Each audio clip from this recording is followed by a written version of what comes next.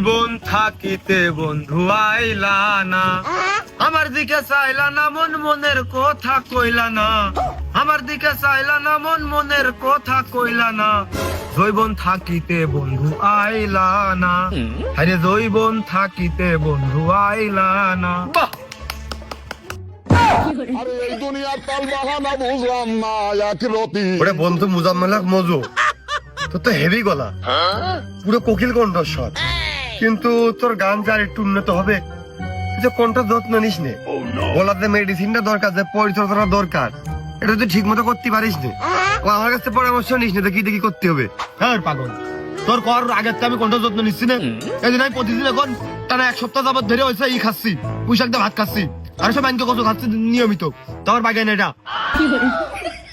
আরে তা বুন্য বাগানে ওলটা বাদ দিছিস ক্ষেত্রে, এ তোর গলার পরিচর্যা, ও আমার চুল করছে না, যাদের মাঝে আন্দোলন আসছে না, গলা গলা ফুলতেস না তোর। এই তোমার গানটা দাঁড়িয়ে শুনলি না? না আমি ভালো মানুষ, এমনি হাইটে যাচ্ছিল, আমার কানের মধ্যে আসলো, আমার কানে শুনলো, থেকে থেকে বিট দিচ্ছিল না, তোর কানের কাছে শুনে গানটা কিরাম লাগলো? বিট দিচ্ছিল মজো, গানটা অসাধারণ হয়েছে, ভালো হয়েছে। ওই পুঁইশাক আর কচুরি অবদান এটা, ওই গানের মূল রাসটা ওই কচু আর পুঁইশাকে ধরে রেখেছে তক্ষণে। যাক দোস্ত, তাহলে তুই ওই পরিচর্যা যেভাবে করতেছিস কর, আর ওই ওল্ডা একটু এর ভিতরে ঢুকিয়ে দিয়ে ওল্ডা খাবি। তা এখন কদিন দোস্ত, দোস্ত আপন জিনিস না পর জিনিস? এখন আমার কাছে তো আপন জিনিস, এখন তোর দিকটা কি মনে হয় তুই ভালো জানিস। ছোটকালে তুই আর আমি বিলে প্যান খুলে হলুক মেয়ে দেখা দেখি করতাম না, আপন লোক না হলে কেউ এই কাজ করে, তুই তো আমার আপনই, একেবারে আপন। এখন আমি বন্ধু কাজটুক করিস কি শুনবা, উদ্যোগ একটা গ্রহণ করিস যে আমার দ্বারা আপন লোক, তার কারণে আমি গোল হয়ে বসে, মানে গোলীয় হবে তার মাইলো আড্ডার বিশেষ আয়োজন করেছি। কারণ তুমি যেহেতু তোমার আপন লোক, আমার আর আপন লোকের সাথে তুমি কিন্তু বন্ধু অবশ্যই থাকবা, মিস করে না, অবশ্যই তোমার অংশগ্রহণ করতেই হবে এই মাইলো আড্ডায়। এখন বন্ধু ডাক্তারের কাছে গেলাম বুঝেছিস, তা ডাক্তার মানে একটা পরামর্শ দিল যে শুকনো জাতীয় কোনো খাবার যাতে গ্রহণ না করি। এখন তাহলে তোর জন্য এত রিকোয়েস্ট করতেছিস, তাহলে ডাক্তারের কাছে আরেকবার যাবানে যাই একটু পরামর্শ করে কবানে একটা দিন আমার শুকনো দিকতে মানে যাতে না ঠেকায়, আমি যাতে খাতে পারি নাকি নাকি কোষ। হাতুরে ডাক্তার যাউন, তোমার ফুবো হয় না, ও আমার আপন লোক না, ওই মাইলো আড্ডায় ও থাকবে নিধি স্বয়ং উপস্থিত।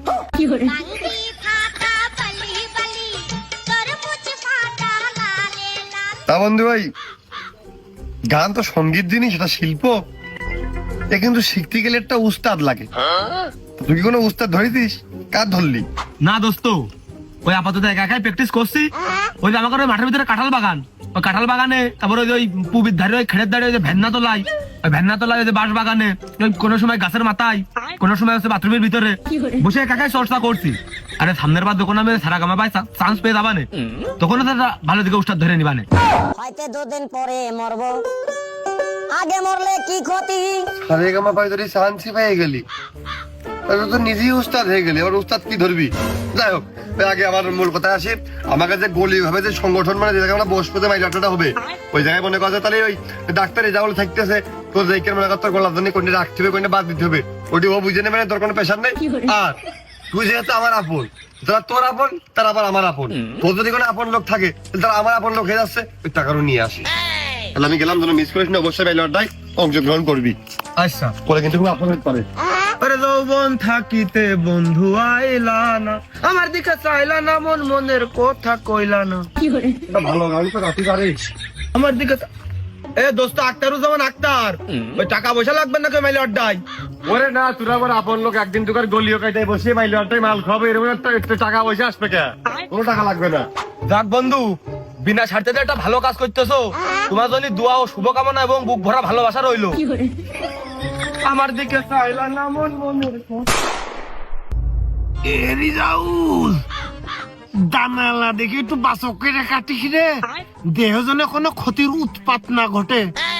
তোর নাম কি? তুই কি ডা?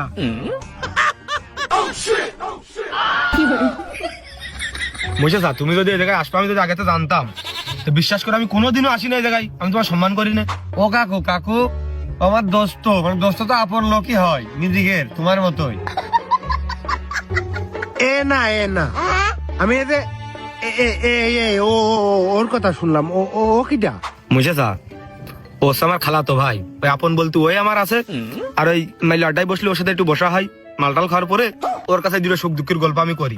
এই যে এ কইছে এ আরে এই দুনিয়ার রং তামাশা বুঝলাম না একরতি। বাবু এ আবার কি কাজ? তুমি সেনকে চেম্বারে গেলে না?